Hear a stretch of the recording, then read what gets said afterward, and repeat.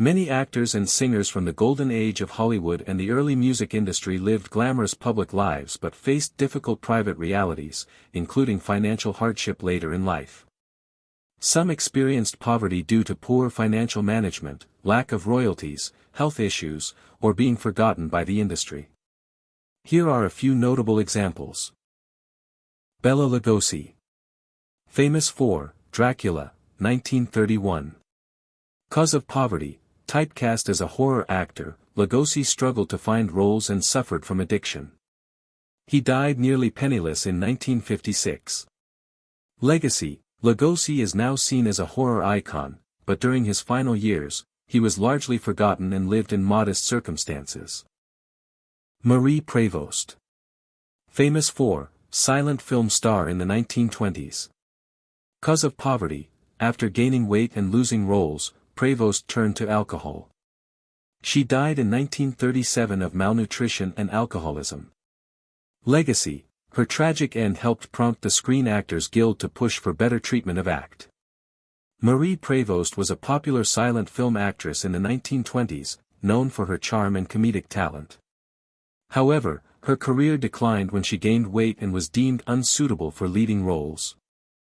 Struggling with depression, she turned to alcohol and lived in poverty.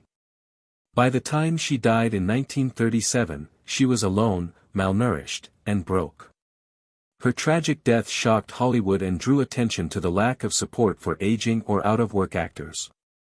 Prévost's story helped inspire the formation of the Screen Actors Guild, which later fought for better protections and benefits for film industry workers.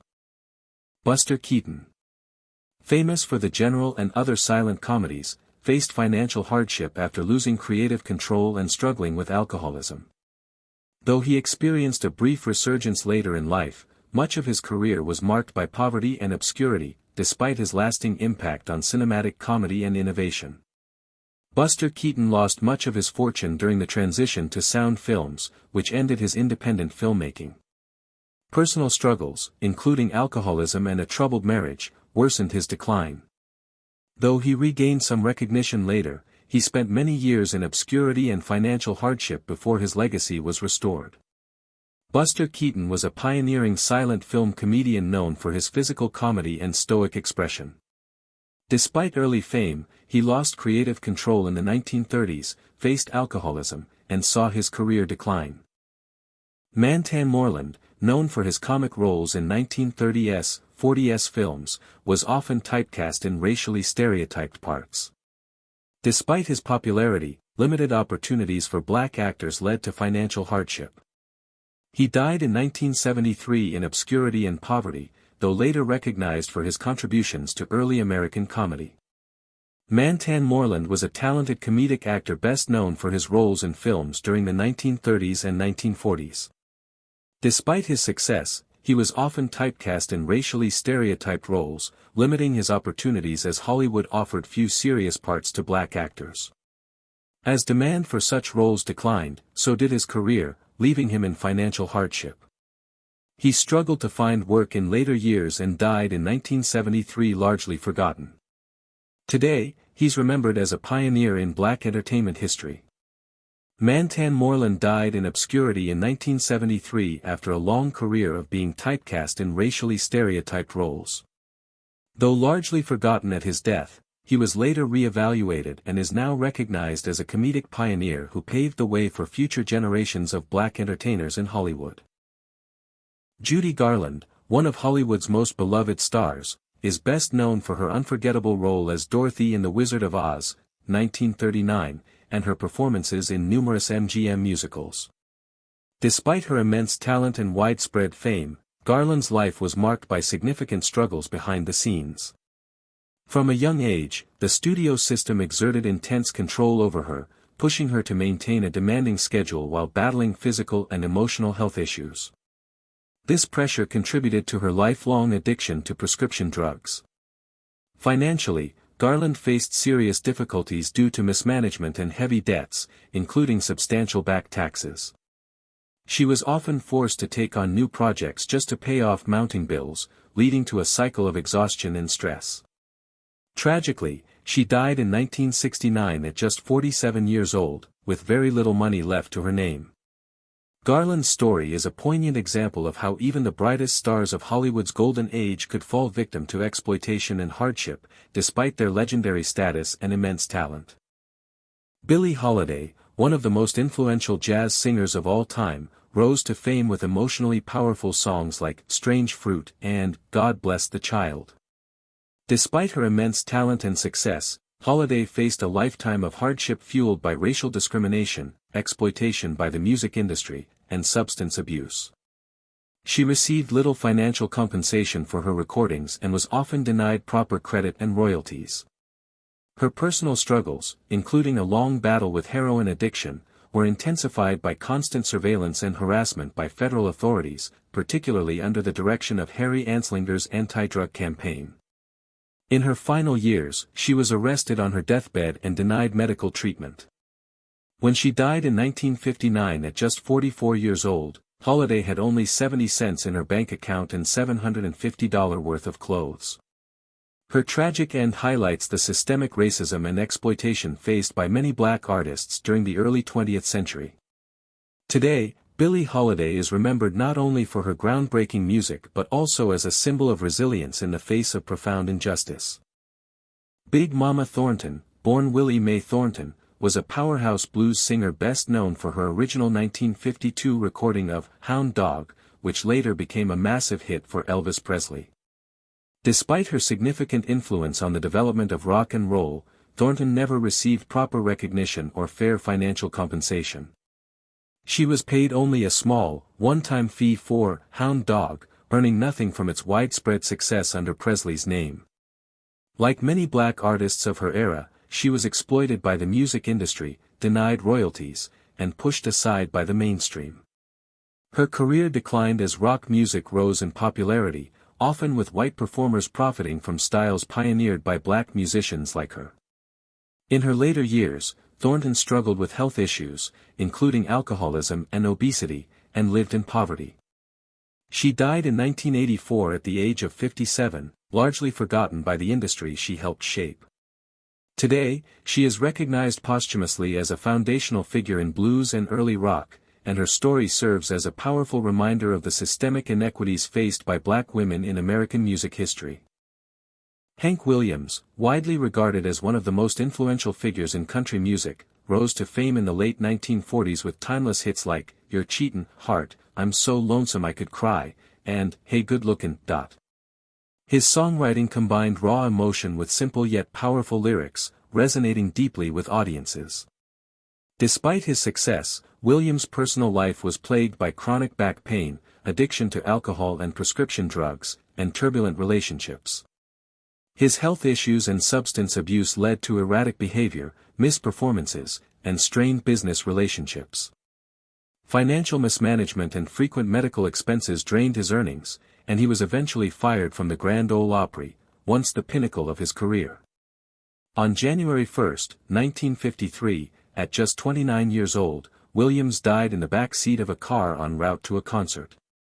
He left behind little money, a trail of unpaid debts, and a complicated estate. Though he died young and financially unstable, Hank Williams' legacy has only grown, shaping the future of country, rock, and folk music and inspiring generations of artists with his deeply personal and timeless songs. Sam Cooke, often referred to as the "King of Soul," was a trailblazing singer, songwriter, and entrepreneur whose influence shaped the future of R&B, soul, and pop music.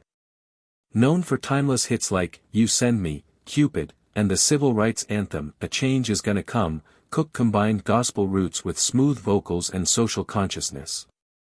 He wasn't just a musical talent, he was also a visionary businessman, becoming one of the first black artists to found his own record label and music publishing company, aiming to gain artistic and financial control of his work.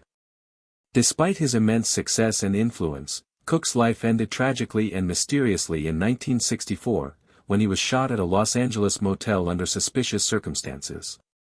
After his death at just 33, control over his estate became contested. Poor estate planning, mismanagement, and questionable legal arrangements meant much of his fortune never reached his family. While Cooke had laid the groundwork for black ownership and empowerment in the music industry, he was ultimately exploited by the very system he sought to challenge. Today, Cook is celebrated as a musical legend and a symbol of both artistic brilliance and the injustices faced by black artists in America. Dinah Washington, hailed as the Queen of the Blues, was one of the most versatile and influential vocalists of the 20th century. Blending jazz, blues, gospel, and R&B, she achieved crossover success with hits like What a Difference a Day Makes, This Bitter Earth, and Unforgettable. Her powerful voice and emotional delivery made her a favorite among both black and white audiences during the 1940s and 1950s. Despite her professional success, Washington's personal life was turbulent. She married 7 times, struggled with prescription drug use, and lived a lavish lifestyle that drained her finances. By the early 1960s, her popularity had declined, and she faced increasing challenges in maintaining her career. On December 14, 1963, Washington died at age 39 from an accidental overdose of sleeping pills and diet medication. At the time of her death, her estate was modest, with much of her income lost to mismanagement, legal battles, and the costs of her lifestyle. Though she was not wealthy when she died, Dinah Washington left behind a rich musical legacy, and her influence can still be heard in the voices of countless jazz, soul, and pop singers who followed. Frankie Lyman was a teenage musical sensation in the 1950s, best known as the lead singer of Frankie Lyman and the Teenagers, who skyrocketed to fame with their hit song, Why Do Fools Fall in Love, in 1956. At just 13 years old, Lyman captivated audiences with his youthful charm and distinctive voice, helping to shape the early sound of rock and roll and paving the way for future teen pop idols. However, his fame was short-lived. Internal disputes led to his departure from the group, and his solo career never gained the same traction. Lyman struggled with heroin addiction from a young age, which further derailed his career and reputation. Despite the enduring popularity of his music, he received little to no royalties due to exploitative contracts and poor legal representation.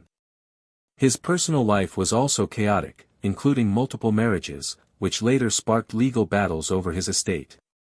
On February 27, 1968, Lyman died of a heroin overdose at just 25 years old, largely forgotten by the industry that once celebrated him.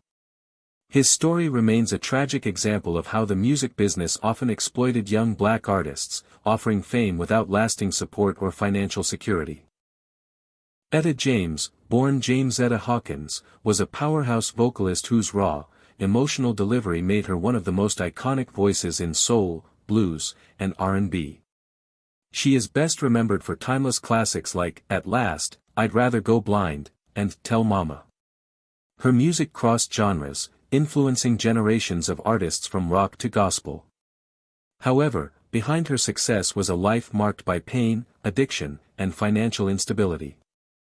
James struggled with heroin addiction for many years, leading to frequent stints in rehab and legal troubles that disrupted her career.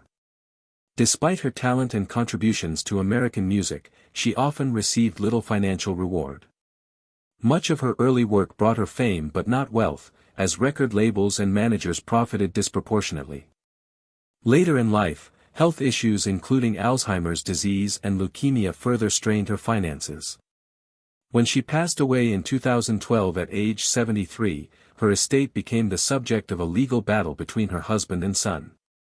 Though she eventually received some recognition, including Grammy Awards and a Rock and Roll Hall of Fame induction, Etta James' life reflects the ongoing exploitation and hardships faced by many legendary black artists.